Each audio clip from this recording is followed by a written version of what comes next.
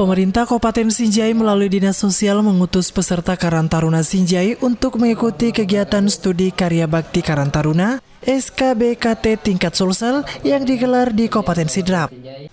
PLT Asisten Administrasi Umum Setdakap Ratnawati Arif hadir melepas peserta Karang Taruna Sinjai ini didampingi Kepala Dinas Sosial Muhammad Irfan. Ratnawati berharap Karang Taruna Sinjai dapat menunjukkan karyanya terlebih dengan kepengurusan yang baru. Tapi tentunya dengan penggeraknya yang baru kita berharap bahwa Karang Taruna semakin berkarya. Kenapa? Karena ujung tombak kekuatan sebuah pemerintahan ada di anak mudanya. Dan Karang Taruna adalah wadah tempat berkumpulnya, tempat berkaryanya anak muda. Menyalurkan kreativitas, menyalurkan ide-ide brilian dan segala sesuatu yang sifatnya bisa membangun dan mengembangkan dirinya dan potensi yang ada pada dirinya untuk kemudian dibaktikan kepada daerahnya.